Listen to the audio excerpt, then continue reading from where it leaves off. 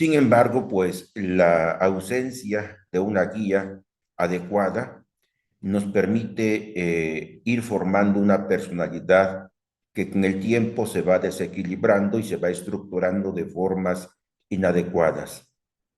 Cuando tenemos ya la enseñanza gnóstica, si la divinidad nos lo permite, si la ley nos lo permite, entonces pues nos damos cuenta que lo que hemos hecho en nuestra existencia ha sido muy errado.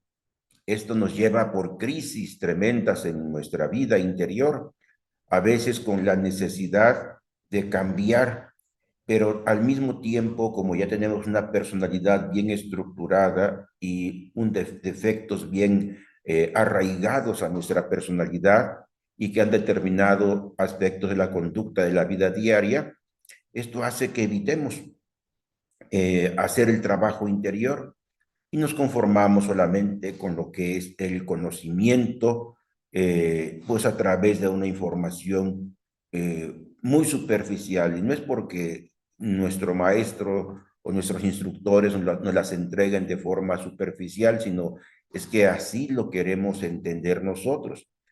La capacidad en que nuestro cerebro almacena información va a depender del estado interno en que nosotros nos encontramos.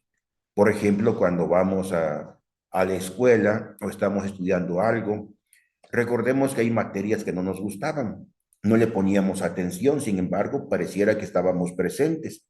En ese momento, pues, el profesor, pues, transmitía su información y según estaba seguro de que había hecho lo mejor con nosotros.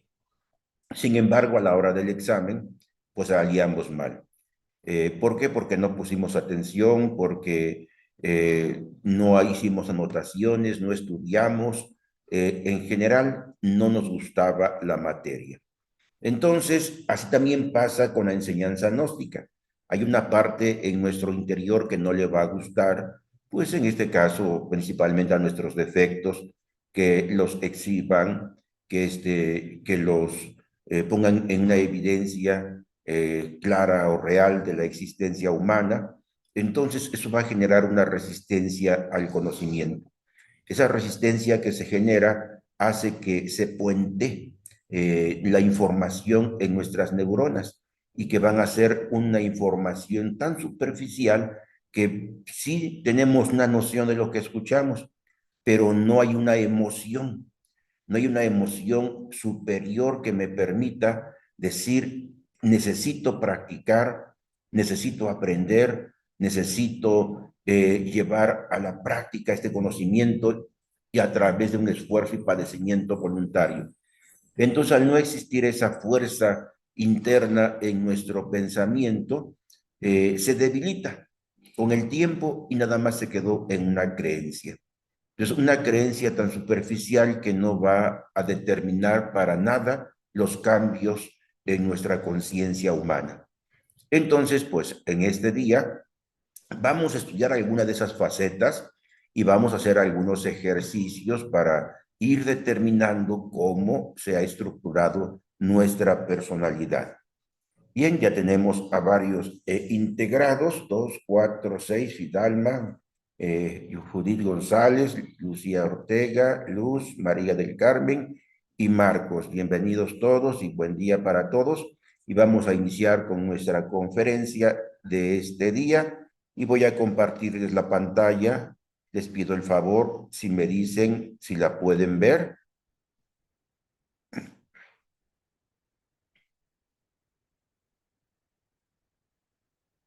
¿Pueden se ver? ve la pantalla. ¿Sí se ve? Correcto. Entonces vamos a iniciar con nuestro tema. Déjenme ver, parece que hay personas esperando que les dé. Ay,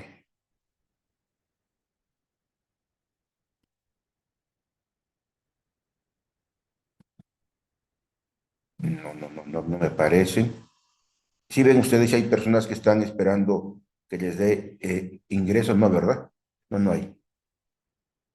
Correcto. Bien, entonces ya tenemos la pantalla, ya podemos ver la diapositiva. Si me dicen, si la ven. sí se ve, es la personalidad. Correcto, así es. Muy bien, muchísimas gracias. Sí, Pues vamos correcto. a iniciar con la personalidad. En este pequeñito diagrama que tenemos aquí, pues vamos a observar en el centro va a estar el ego o el yo psicológico. Eh, y en la parte inferior, lo que es la identidad real de cada uno de nosotros, que está oculta, todavía no hay una identidad, no hay defecto, no hablamos de conciencia, absolutamente nada. Cuando vamos nosotros, al nacer de los 0 a los 7 años, que ya la mayoría lo conocen, la mayoría ya son gnósticos de un buen ratito, entonces, de los 0 a los 7 años vamos formando nuestra personalidad y esta identidad se va formando a medida que nosotros vamos almacenando nuestra información en nuestro centro intelectual y empezamos a funcionar a través de los 5 centros de la máquina humana.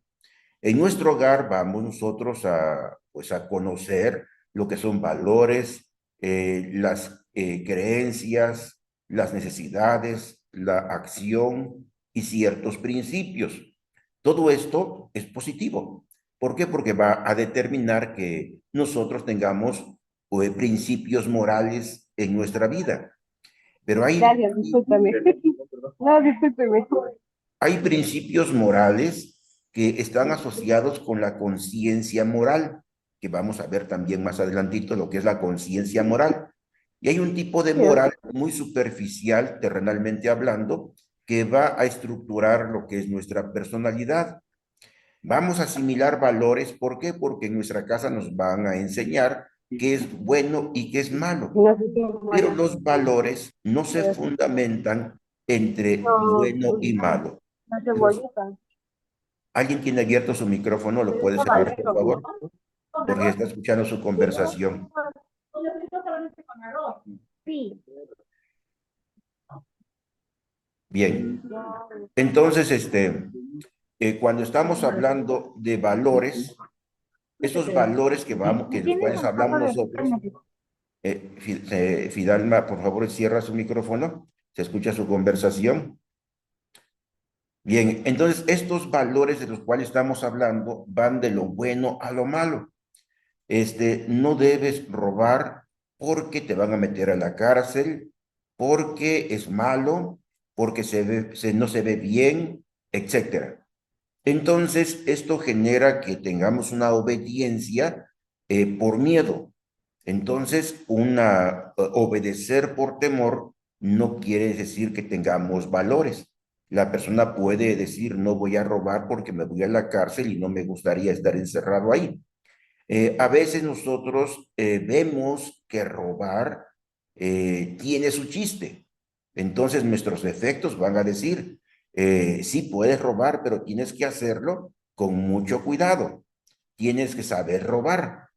Entonces nuestra inexperiencia en el trabajo interior, porque pues estamos pequeños, estamos creciendo, nos hace que nos equivoquemos al tomar la decisión. Claro está que va a haber una parte interior en nosotros que es nuestro caón, que es nuestro juez interno, quien me está advirtiendo vas a cometer un error.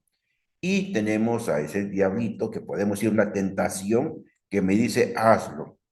Entonces, si yo en ese momento me inclino hacia el defecto que está en un proceso de desarrollo, en un proceso de activación en mi genética, entonces él me va a adiestrar. Vas a robar, pero que no se den cuenta, vas a robar una cantidad insignificante que no puedan detectar, vas a observar si lo que vas a tomar la persona lo recuerda o lo olvidó, empieza un mecanismo de pensamientos donde viene lo que llamamos la astucia, el yo astuto. En ese momento pensamos que estamos actuando con inteligencia, pensamos que sabemos lo que hacemos, pero en ese momento tenemos una identidad egoica. Estamos formando una identidad egoica.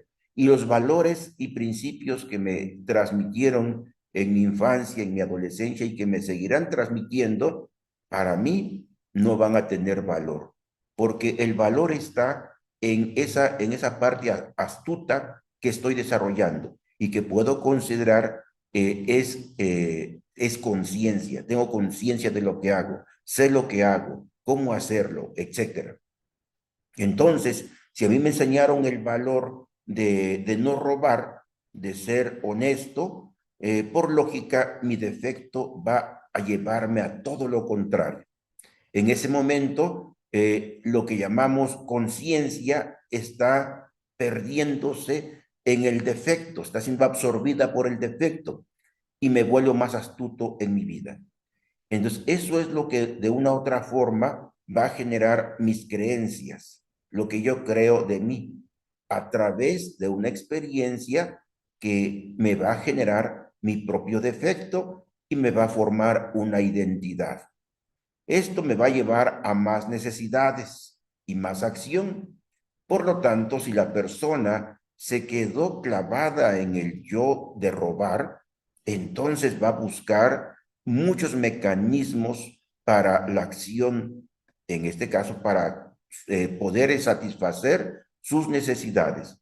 Entonces empieza, si es comerciante, empieza a alterar la balanza. Si es médico, empieza a manipular a las personas para hacerlas sentir enfermas y venderles más medicamento, tener más consultas. Si es ingeniero, pues busca hacer lo más económico posible los materiales para que la construcción salga más económica y obtenga más ganancias. Y así sucesivamente. Las necesidades me van a llevar a un campo de acción donde mis principios y valores que deberían ser conscientes y regir mi existencia se pierden. Entonces, puedo tener una apariencia de tener conciencia de mis acciones, pero en la realidad lo que tengo es defectos y defectos que maquillan muy bien lo que es mi personalidad y puedo vivir con ella toda la existencia sin sentir remordimiento, absolutamente nada. Entonces, uno dice, me acepto tal y como soy, así me gusta ser, me funciona, estoy logrando mis objetivos, tengo el dinero, la vida que yo quiero, etcétera. Y les pongo nada más un ejemplo de robar. Ahí vamos a decir mentir, vamos a decir el adulterio, todo lo que ya conocemos de conductas inadecuadas. Entonces, eso lo percibo en mi realidad interior. Mi realidad interior es que he formado una vida a través de engaño, un autoengaño. Pero cuando empiezo a verla tal y cual es, eso me va a horrorizar.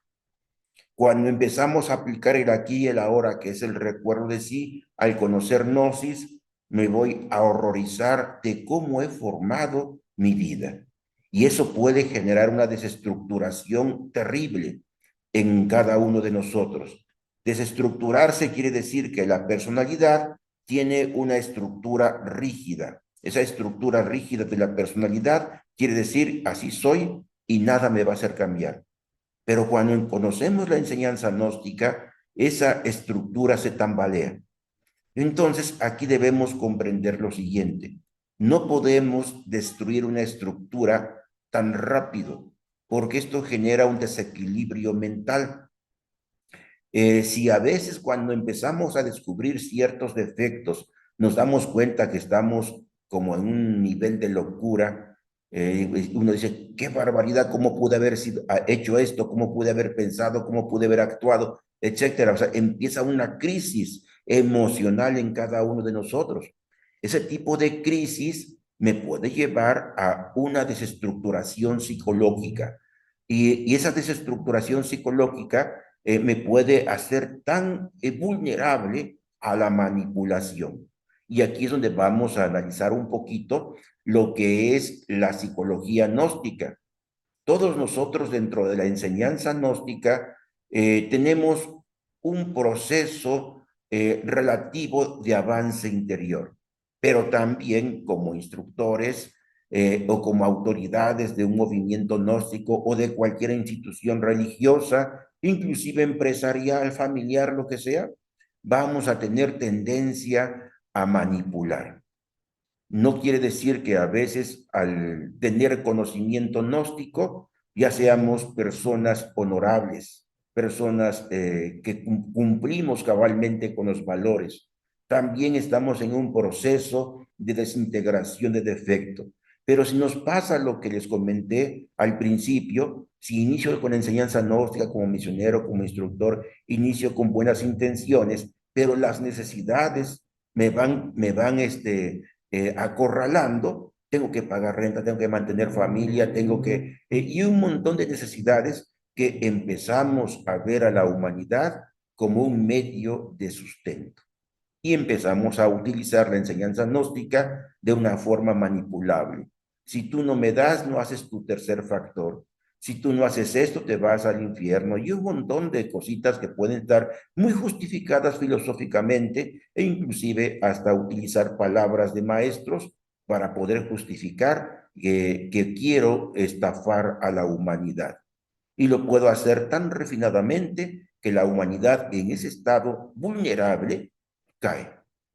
Y ahí donde viene el fanatismo, el dogma, la manipulación y un montón de circunstancias que se presentan en cualquier institución gnóstica, en cualquier familia, en cualquier empresa. Por eso tenemos ladrones de cuello blanco, en la política, donde quiera. El defecto no va a respetar fronteras. Entonces, cuando iniciamos un proceso de trabajo interior, debemos tener ese cuidado de cómo se mueve la estructura de nuestra personalidad.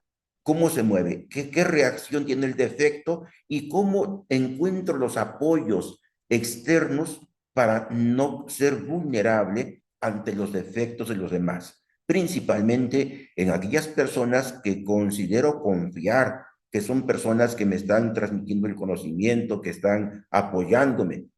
Aunque sea así, tengo que tener esa capacidad de percepción, tengo que desarrollarla, porque de otra forma, si no la desarrollo, voy a ser una persona o una alma tan frágil que estaré sujeta a ser manipulable y estafada.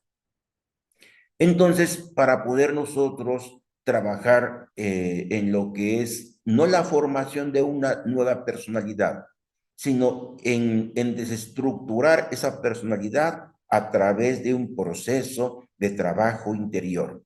Entonces tengo que separar el porcentaje de alma que está viviendo ese proceso de reacción, una reacción de arrepentimiento, una reacción de darme cuenta qué está pasando en mi vida, cómo he ido formando mi existencia, cómo está transcurriendo, etcétera. Entonces, cuando yo siento esa necesidad, tengo que ir hacia la interioridad. Y ahí es donde va a empezar la mística como un punto científico, como una teología gnóstica, donde la conciencia humana empieza a integrarse a las partes interiores de nuestro ser. En este caso, buscar la ayuda de nuestro Padre interior, nuestra Madre divina, nuestro Cristo íntimo, la ayuda de la ley divina, etc. Entre más conocimiento tenga de ese apoyo interior de seres de luz, va a ser mucho mejor. Y aquí recordemos siempre a este gran maestro que decía, tal y como es arriba, es abajo. Aquí en este mundo tridimensional hemos escuchado algunos aspectos dentro de lo que es el desarrollo empresarial, dice, y nos dicen, si quieres ser exitoso, júntate con personas que sean exitosas. Y así también pasa en lo interno. Si tú quieres crecer como alma, únete a las inteligencias superiores. Busca la unidad con esas inteligencias superiores a través de una mística interior. Entonces ahí es cuando empezamos a trabajar con el arrepentimiento, escuchar al caón interior, al juez interior que me advierte, sentir la fuerza de tentación que me empuja y al mismo tiempo transformar, tomar una decisión entre ambas de una forma consciente. y buscando siempre ese apoyo con esa dignidad interna. Esto me permite observar muy bien la estructura de mi personalidad y empezar a mover esa estructura para iniciar un proceso de trabajo interior. La estructura es rígida, el proceso no es rígido, el proceso es continuo, está en constantes cambios. El proceso no va a formar una estructura, el proceso son pasos que damos diariamente en cada momento en el trabajo interno. Entonces, cuando ya tenemos esta capacidad de observación, vamos a empezar a analizar nuestra personalidad y la vamos a ir observando a través de etapas, a través de un conocimiento propio de sí mismo y apoyado con la información que me puedan estar dando exteriormente, como por ejemplo esta conferencia, conferencias que han recibido de otros misioneros, los libros de los maestros, el maestro Samael, el maestro Jesús, de nuestro amado maestro Buda, cualquier maestro que nosotros acudimos para reforzar nuestro conocimiento, será maravilloso. Y así estaríamos nosotros cuidando nuestra alma, cuidando nuestra esencia, cuidando nuestra vulnerabilidad de no ser manipulables, estafados o engañados. Vamos a analizar esta segunda diapositiva. Tenemos aquí agregados psicológicos inconscientes. Esto podría sonar algo, podemos decirle, nuevo para nosotros. ¿Cómo podríamos nosotros considerar un agregado psicológico inconsciente? Pero este tipo de agregados se activan muy por debajo de la conciencia humana. Quiero que ustedes se den cuenta que cuando nosotros activamos un defecto, tenemos conocimiento de causa que lo estamos haciendo, porque uno es el que decide. Uno decide mentir, uno decide robar, uno decide quizás ponerse iracundo, uno lo está decidiendo, uno le está permitiendo al defecto que se active, que actúe. Entonces, así también nosotros vamos a permitir que en nuestro interior existan ciertas estructuras muy por debajo de la conciencia. Pero esto que nosotros permitimos, no tenemos conciencia de ello. Aquí, por ejemplo, si analizamos la lectura, son sentimientos negativos inconscientes, no resueltos.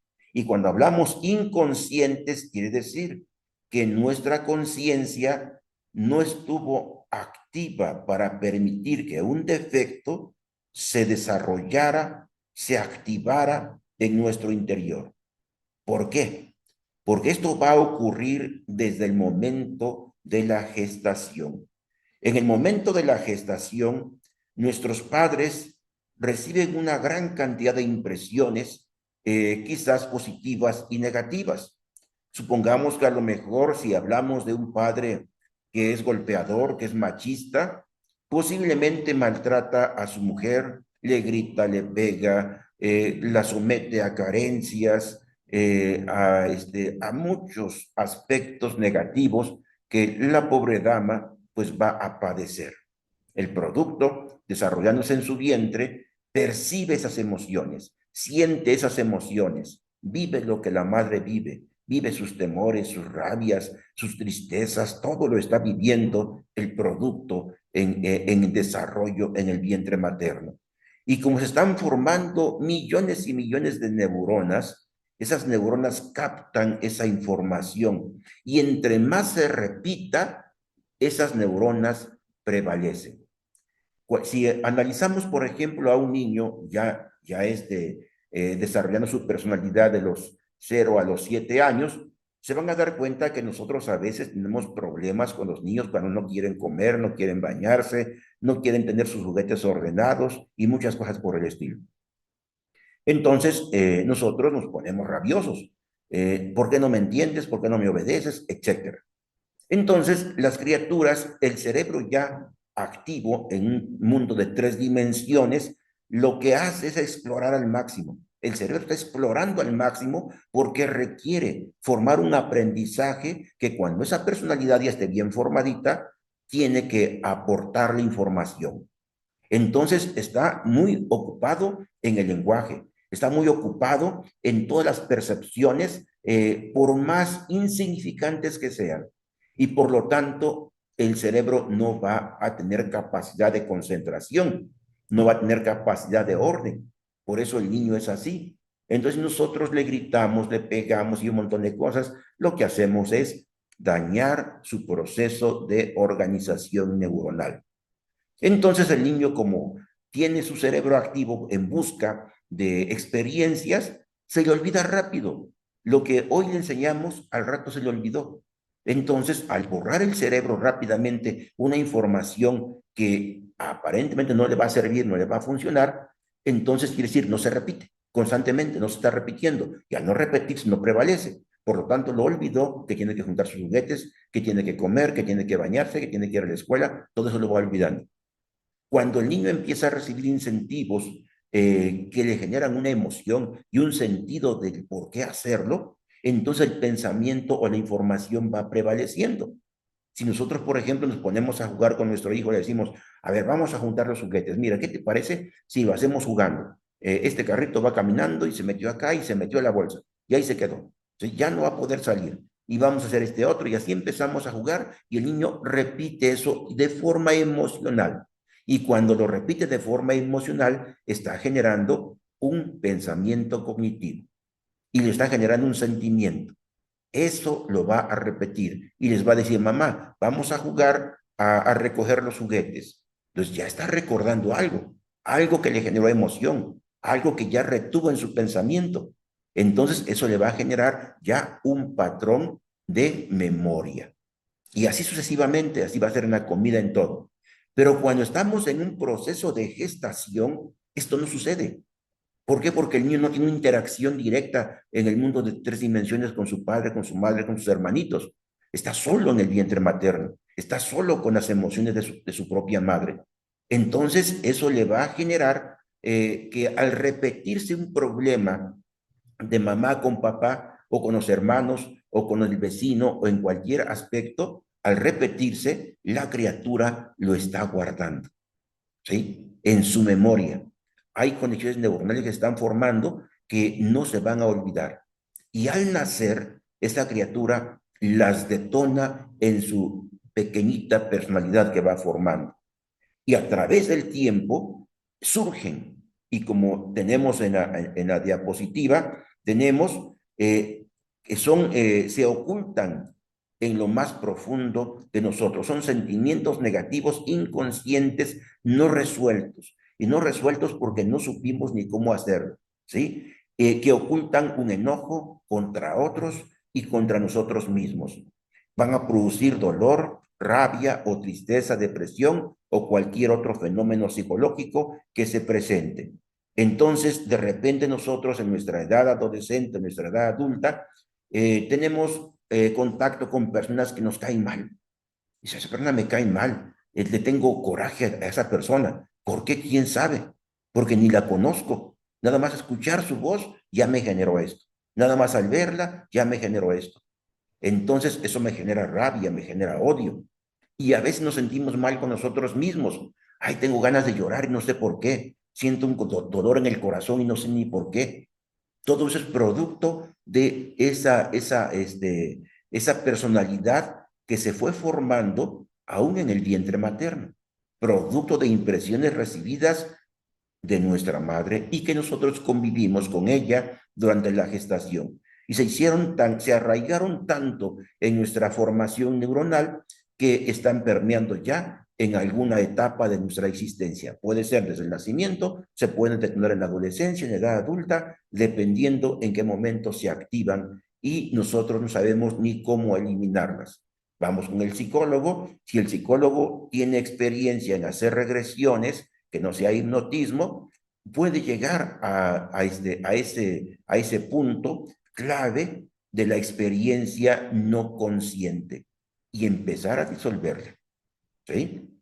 Les aviso que en unos minutos se va a terminar la primera parte y al terminarse, pues se va a cortar nuestra comunicación. Les voy a mandar otro link para que puedan entrar y culminar con la conferencia. Bien, entonces les voy a platicar una experiencia propia de mí mismo que sin conocer Gnosis me iba sucediendo en el transcurso de mi vida. Yo dejé a mi familia desde los 7 años y a la edad entre unos 10, 12 años empecé a padecer un terrible dolor de cabeza. Y en el momento de acostarme a dormir, me veía que me iba a un precipicio oscuro y a una velocidad terrible que me generaba terror y me despertaba sudando, asustado, y era mucho insomnio producto de esa experiencia. Y tanto se fue acumulando el insomnio que después me sentía como flotar en la cama por no querer dormirme, no perder conciencia en el sueño. Entonces, en una ocasión, como era yo muy aficionado de Calimán, a sus revistas, a los programas de audio, ahí aprendí a meditar y a utilizar algunos valores que transmitía: la serenidad, la paciencia, la concentración, la observación. Todo eso lo transmitían en algunos aspectos ahí simbólicos en las revistas o en los programas de Calimán. Y me puse a practicarlos. Y resulta que empecé a controlar el miedo en ese precipicio, en esa oscuridad. Y determiné llegar al fondo. ¿A dónde me lleva este abismo? Y me dejé llevar hasta que llegué al fondo de ese abismo y observé que era una casa antigua, amplia, y así me regresaba, iba y venía en cada experiencia, pero en cada experiencia hacía algo nuevo. Empezaba a caminar, empezaba a descubrir el lugar, hasta que llegué a un lugar donde escuchaba llantos de un niño. Esos llantos de un niño y alguien que gritaba de una forma desordenada. Me dio terror, mucho terror. Regresé a mi cuerpo y continué con la experiencia hasta llegar a ver quién era ese niño. Vi a ese niño amarrado de una silla de madera, de esas viejitas, vendado de los ojos, amarrado de las manos, atado de los pies, sentado en esa silla y desmayado, o sea, su cabeza caída. Y un personaje golpeándolo terriblemente. Cuando veo esa escena, regreso nuevamente y así estuve hasta que pude verle la cara a esa persona. Y esa persona era mi hermano mayor. Y el que estaba sentado en esa silla era yo, a una edad entre 2 a 3 años. Tener esa experiencia fue terrible, pero entré a reconocer algo que no tenía yo grabado en mi conciencia. Cuando yo reconozco todo eso, se desencadena una memoria enorme que no recordaba. Entonces, en mi memoria empiezo a observar que mi madre, a esa edad, pequeñito, se fue con un tío para trabajar, para apoyarlo en sus necesidades, porque se iba a casar, y nos dejó abandonados un año con mi abuela. Cuando yo me levantaba, era tristeza, no veía a mi madre. Pasaba el día, llegaba la noche, tristeza, no estaba mi madre. Y mi hermano mayor, pues, hacía cargo, porque mi abuela era invidente. Y en esa etapa fue cuando sufrí ese abuso de golpes, porque mi hermano se drogaba, mi hermano se emborrachaba, y en una de sus locuras hizo eso. Cuando yo recupero toda esa memoria, cuando yo me doy cuenta quién era ese niño, mi dolor de cabeza disminuyó. Muchas cosas cambiaron en mi vida. Muchos mecanismos que estaban saboteando mi desarrollo en la vida terrenal empezaron a caer. Esa fue una experiencia a una edad entre 12, porque no fue tan rápido, fue de los 12 hasta los 18, 19 años que estuve trabajando hasta lograr esas experiencias y salir de ese terrible dolor de cabeza que hasta me golpeaba en la pared. Ahora que conozco Gnosis, ahora que soy psicólogo, ahora que he tratado a muchas personas, he hecho muchas regresiones para poder trabajar esos problemas ocultos muy por debajo de la conciencia humana. Entonces, este punto, al empezar a estudiarlo en lo que es la enseñanza gnóstica, me sorprende y es una herramienta enorme para el trabajo con nuestra personalidad. Entonces, ustedes que me están escuchando, si han padecido o están padeciendo algunos aspectos de estos, que producen dolor, rabia, tristeza, depresión, y que ni siquiera nosotros mismos nos aguantamos, no sabemos qué pasa en nosotros, es el momento de empezar a trabajar.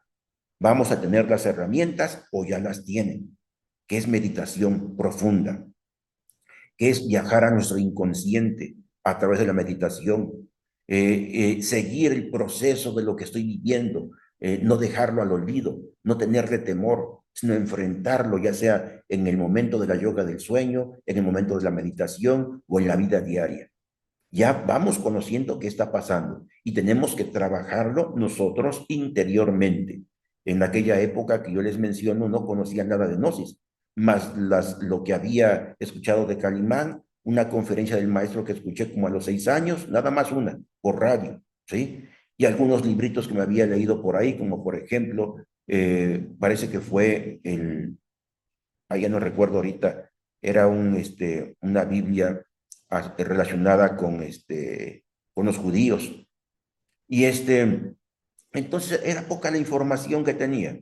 Sin embargo, la necesidad la curiosidad de ver a dónde me lleva ese abismo, a dónde me lleva esa oscuridad, eso que me jala y que me da terror, eso me ayudó a trascender ese daño que venía cargando inconscientemente. Así, ¿alguna pregunta que tengan con respecto a esta primera diapositiva y a lo que son una conciencia, un agregado psicológico inconsciente? Y aquí estamos hablando de agregados, pero más que agregados son impresiones inconscientes, ¿sí? Impresiones inconscientes, algo que se imprimió en nuestra mente y que no tenemos conciencia de ello. Son momentos en que